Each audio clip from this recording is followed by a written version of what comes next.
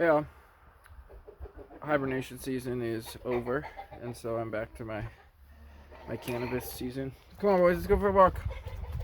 So this is the last vlog video. Come on, boys, this way. Come in. The last vlog video before the project video. So on Saturday there will be the first project video of the year.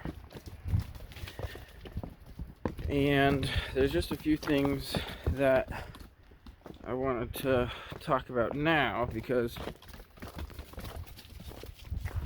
the kind of vibe of things is kind of similar to the COVID time, basically, where there's events happening and it's clear that there's going to be all these consequences from these events, and yet it's like unfolding in slow motion. So that's how I was kind of observing that in early 2020, and now it's very, very similar.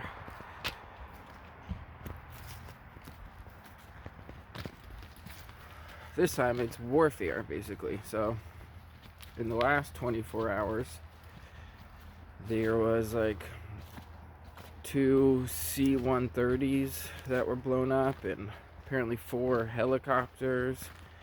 And in the 24 hours before that, there was a Warthog and a F-15 and 2 more helicopters. And the 2 C-130s and 4 other helicopters, that was all to just go rescue one pilot from one crashed fighter jet. And there's been like, I don't know, somewhere around 20 surveillance drones that have been shot down. And Trump is acting like a crazed tyrant, essentially. But the consequences of the shipping situation is what's really gonna impact everyone. That largely being inflation, because now the oil prices have basically doubled, and oil is the energy that basically fuels just about everything in the modern kind of economy, and all the petrochemicals and all sorts of stuff.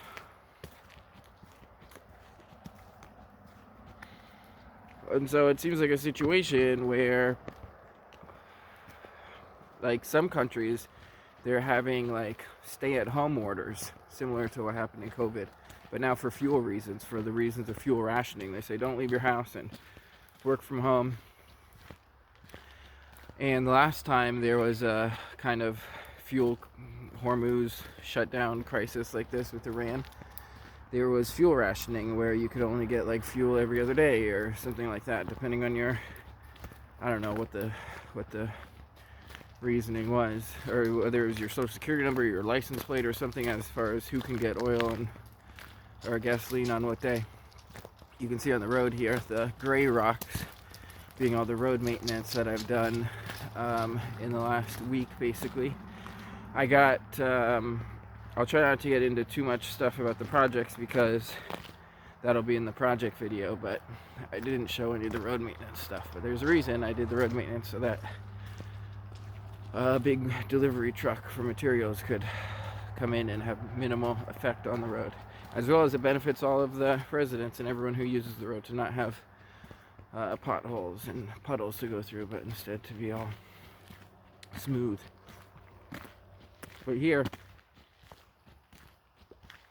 we'll divert to the farm road. Oh, you can also see over here I got a little stone pile here. That's what I've been using for the road maintenance, and I've got a pallet of cinder blocks there.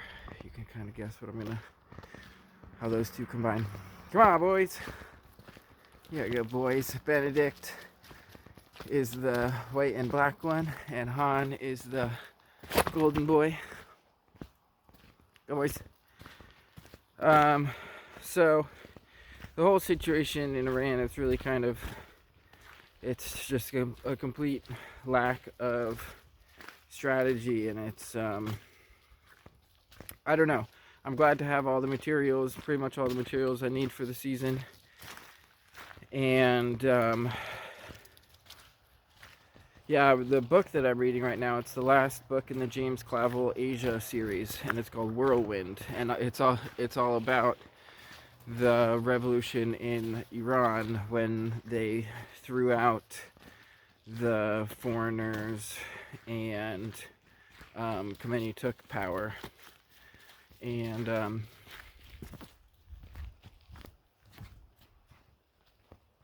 took a tea going this way so we don't interfere with someone else doing their farm stuff.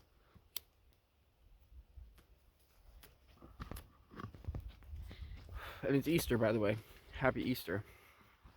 Though there's Easter celebrated at different times in different places. Really, the pagan version is just celebrating spring. Just like Christmas is just celebrating the winter solstice. Celebrating the seasons.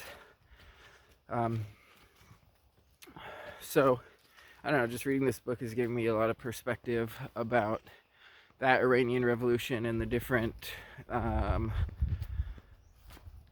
parties involved, like how the communists and the Americans and the British were kind of, like, all had their proxies, basically, with the like the Shah, and then the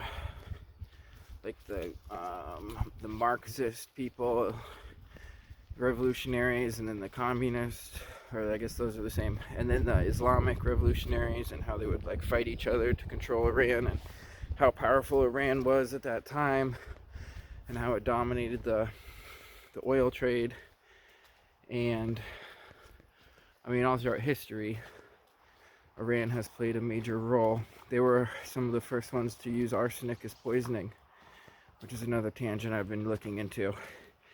Did you know that they basically made the production of arsenic, started producing it kind of industrially, and made it like a trade product in like the 14th, 15th century.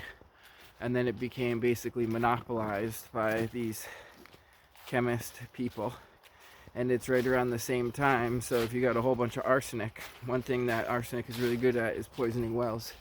And that happened right about the same time as the Black Death, when these outbreak of death would happen randomly, not really following a contagion pattern, but there would just be outbreaks in very certain localities, one after the other. And some places would be completely untouched, and some places it would be like 100% mortality. And it didn't really follow a clear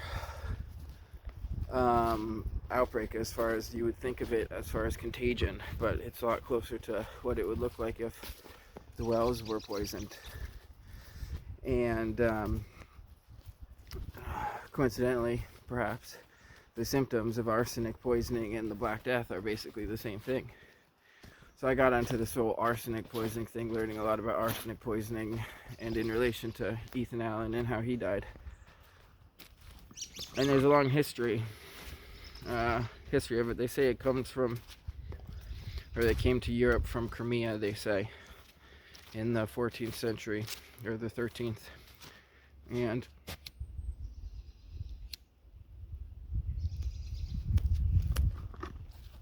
But it was used long before that. And the Persians were some of the first ones who used it. Anyways, what is it that I want to talk about?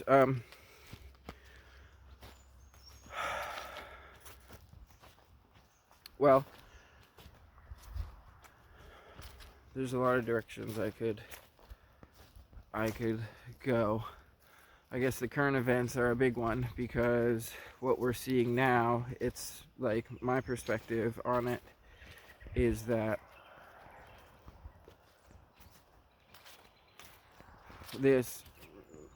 I made a video years ago saying that World War III had started right after the Russian flagship Moskova was shot by these anti-ship missiles, which was clearly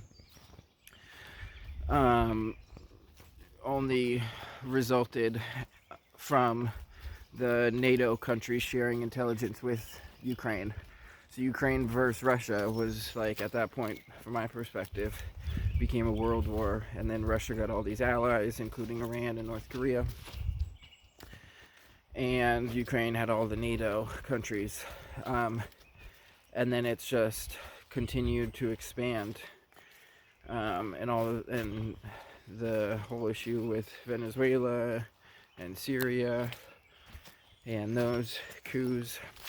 But now in Iran, it's really gotten to its like full-fledged status, kind of, where China and Russia are both actively helping Iran with intelligence and equipment. And the strategy of the U.S. isn't a U.S. nationalist strategy. It's a Zionist strategy. And so it's basically like a trap where they're unable to extricate from this conflict now, and they just have to get more and more involved. And it seems so unlikely that there's a short-term solution of like declaring victory and leaving, because they would have to capitulate completely, and Trump's good at that, at declaring victory while simultaneously capitulating. And maybe it'll happen, but it seems like it's going in just a more warfare direction. And that also means, it's like seeing the thing before it happens, like, and knowing that like it's probably going to be the dominant trend for the next year, basically, is the effects of the strait closing, and how the Houthis are going to close the Red Sea again, and so that's basically all of Middle East shipping shut down. And just the escalations of destruction of all this kind of infrastructure and energy facilities. And in a way, it could be said that it's beneficial for the U.S. because the U.S., its vassals will become Europe could become more dependent. But I don't really see it that way. I see it as really negative for the U.S. because it's basically the end of the unipolar moment, and Iran is exposing it. And I ran with this theme about the emperor has no clothes, and that in the end the empire and the emperor will run naked to achieve their ends. And this whole idea of a rules-based order and like democracy and all that, it's all just like the velvet glove of the demon that overlords the world. And when it has complete control, it can put on a velvet glove and seem to interact gently with people. It can seem to be a benevolent thing. But when the illusions fade, it takes off the velvet glove, and what's left is like a corpse in an armored glove that will just pound you to smithereens, essentially. And so people are just kind of realizing that at this point. There's like record numbers of people in the military who are being conscientious objectors. The people with integrity in the military are standing up, either resigning or standing up. Joe Kent resigning was a big thing, and there's been something like a dozen generals that were standing up against a ground invasion of Iran with no constitutional authority, just because the executive is captured by these foreign Zionists. And you have the drunk Pete Hegseth, who's never been in a command position, firing 4-star generals and all these other generals. There's this one, the general, like chief of staff of the army or something, 4-star general. He's been in the army since 1987, I think it was, or 88 or something. Like a year or two longer than I've been alive. So my entire life, like a 40-year career in the army, unless I'm mistaken. And you can just see it on his face. He's just like a complete competent soldier who's like, I don't know, people wear everything on their face. And for him to be fired by Pete Hegseth, who's just a complete joke.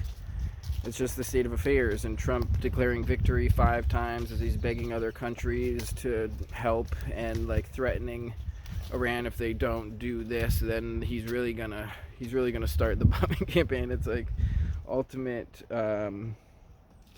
mental instability. And so I've also said previously that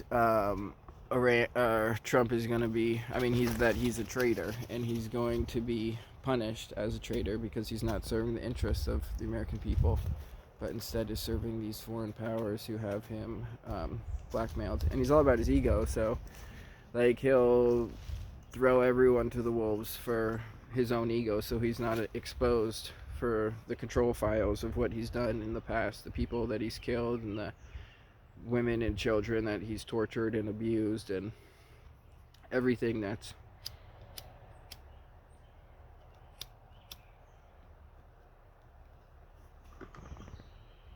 necessary to be in a control file for someone to be president in the first place, because the whole thing is a sham.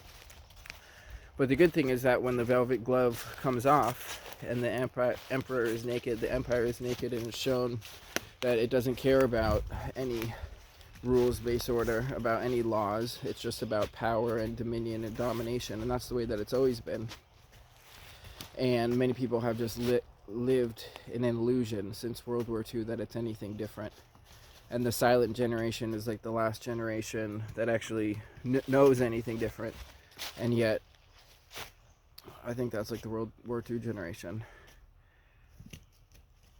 And yet, after they came back, they kind of stayed silent and accepted things as they are, tried their best to cope with the atrocities they committed in the name of nationalism. That they got the good country and the other people are the bad people.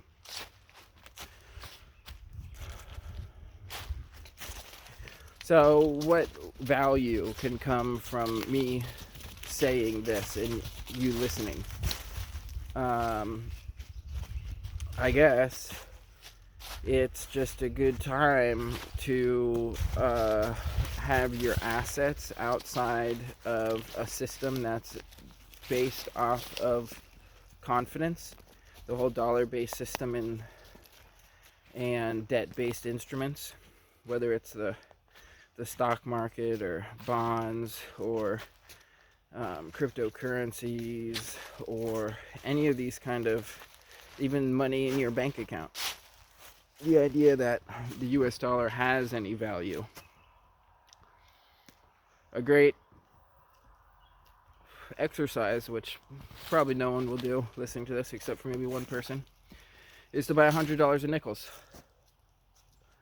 Go to your bank and ask them for $100 of nickels. It's a 22-pound box of 75% copper. 75% copper, 25% nickel. Weighs 22 pounds, and it's like a double-sized brick. And just feel it. Feel the value of what that is, of metal that is standardized at a certain purity. It's elementally known, the balance of it, and then it's broken down into individual coins and stamped with the face of someone who represents an ideal. Thomas Jefferson, that was the best president that the United States ever had. And think of that. There are 2,000 of them, of these silver-looking tokens. That's money. And of those 2,000 tokens, the 22 pounds, that's $100. So to put a $100 bill in one hand and a brick of nickels in the other hand. The reality is that $100 of nickels is already worth more than $100 if you look at the metal that's in it,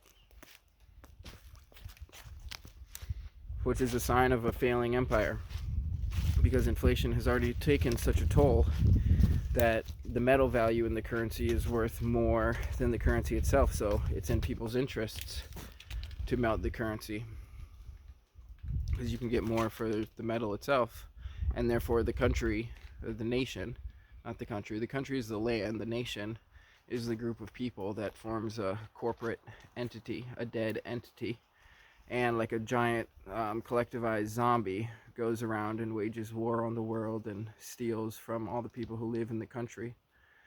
And all of the cowards of the country submit to the collective zombie known as the nation, because they're afraid of the consequences.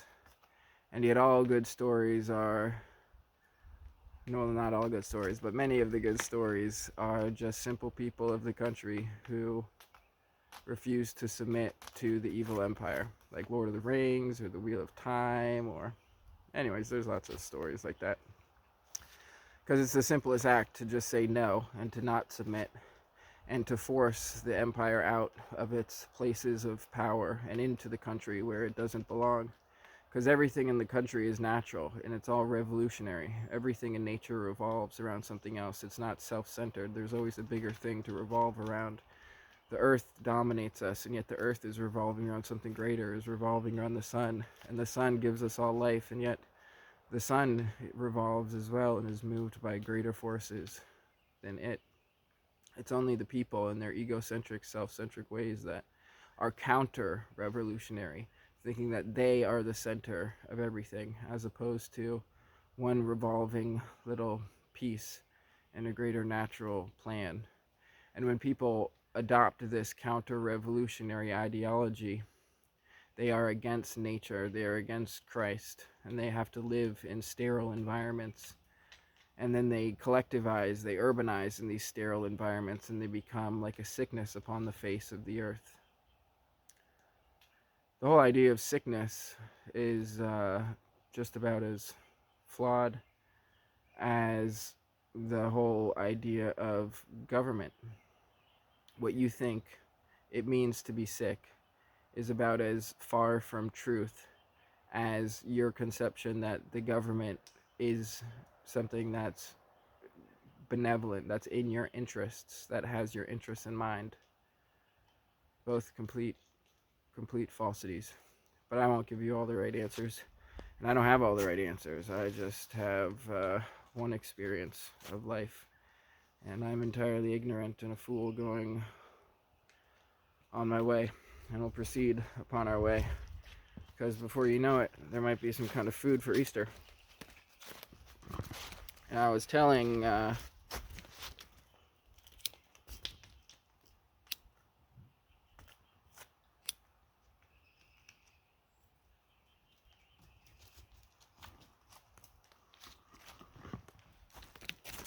not going to get into the whole Easter religious thing. These rocks are so slippery, the boys are having trouble on them. So I don't really know what else to say. Just the trend of things is not looking good in this whole military situation. And it seems like the COVID situation where it's just going to keep getting worse for quite a while until there's some degree of capitulation. And the capitulation only comes from the people who say no. Because if no one said no during COVID, then the world right now, you'd have like vaccine passports to travel anywhere. Everyone would still be wearing masks. And you'd have a mandated injection 2 to 4 times a year. And only because of the people who said no and who stood against the zombie hordes did the mass zombie corporation have to capitulate and change its agenda. And it got to a situation, from my experience, where I was discriminated against, thrown out of public establishments. I was mobbed by people and threatening to beat me, mob beatings in public places, like a Home Depot checkout line. I was like, there's all these people standing in checkout line, and I'm standing in the checkout line, and like a mob forms of like psychotic, rabid people, like threatening a mob beatdown. And meanwhile, I just stand amidst it, inviolate, and standing in truth. And before you know it, every single one who came against me capitulated and fled before me as I stood my ground. And what's the result of that? Every cashier, every person in the cashier line who didn't come against me, they bore witness to what it means to have immunity. You could call it sovereign immunity. You could call it natural immunity. These ideas are not as different as you might think, because the vile diseased vector in that instance was the brainwashed psychotic person who walks into Home Depot, sees a person without a mask, and is instantly triggered into a psychotic rage, thinking they need to assault that person. And then those weak people group together, thinking that, oh, if we group together, we will force this person to submit to our brainwashing. And yet when they face the immunity of it, what's left for them but to leave? Because they're all cowards and they don't bear any truth. And it takes someone who's standing in truth to reflect that, so that there can be immunity gained by all of the other witnesses. And that those who try to stand against the truth end up spiraling in consequence of their idiotic actions. And that's what happens every time, with every interaction that I experience. The people who come here, who live here, who don't live here, who come and go. It's all a perfect reflection of each person. Some people come and leave it better than they found it. Other people's leave a complete shithole behind them.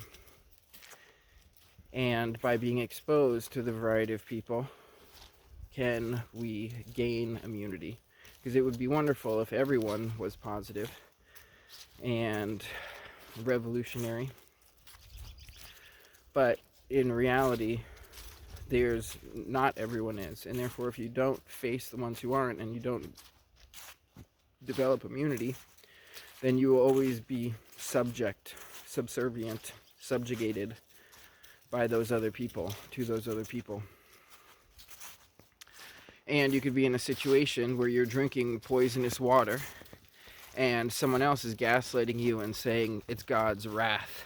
Or later, a couple hundred years, they're blaming the rats or the fleas on the rats. It must be them. And preaching lies, lies and lies, centuries and millennia of lies, going back to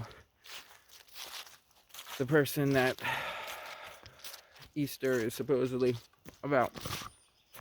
And what was his purpose?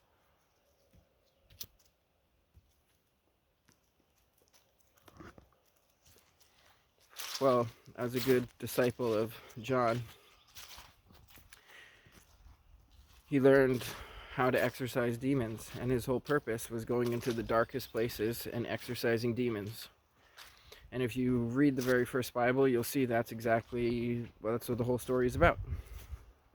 And so on this day, it's important to remember your own role in this world, whether you are going to be subsumed by a system that wants to control you, or whether you are going to be the cause of the downfall of that system. And which one you are is a choice, yet the choice cannot be made without discernment. As long as discernment is there, the possibility of immunity is there. But if you cannot discern the root of the issue, then how can you heal from it? How can you be healthy? How can you be immune? So the same cause that killed Jesus is the same cause that the U.S. is being destroyed and is bombing Iran, just like it put terrorists in charge in Syria, is the same cause of the Black Death mass poisonings, is the same cause as the COVID-19 hysteria, which led to the mass death poisonings, which is the same cause as the origination of the idea of influenza coming out of Spain and being a word that simply means influence, and how a vile influence can have physiological effects on the body. And then over a couple centuries or decades, depending on the rate of success of the propaganda, you can gaslight people into thinking that it's not even the people in their vile influence, but it's something you can't even see. It's like a magic, smaller, that you need a microscope to potentially see. But there's priests you can trust, and the priests practice their cult in sterile environments, and then they conclave with peer-reviewed journals to circle jerk each other for funding from institutions that are already bought and paid for, so that the outcome is preordained, which is subjugation, obey, consent, brainwashing, lies, gaslighting. Did you hear that there's a rocket on the way to the moon? It's halfway there, and they pulled the same stunt as the last time they did the same lie. Funny how the Iran war and the missions to the moon happened on a similar kind of cycle. 3.5 decades, 4, 5 of lies. I don't know how long it's been, but they've got to trot them out. So what other kind of lies happen at the same time? Well, they killed a guy named Kennedy. They killed a guy named Charlie, but maybe it was all just a lie. I don't know. But we're returning from our little vlog as we're waiting for the right time to go eat some meat. Eat meat from a sacrificial animal and call it a celebration of Easter, because the spring is here once more. I'm back into the thick of things, and there will be a project video next week. And it's been a while since I said anything on here, and I've been minding my silence and thinking it's for the best. And so, without saying too much, I'll leave it there. And thanks for tuning in. See you next week, or Saturday, I think, is when the next project video will be posted, or the first.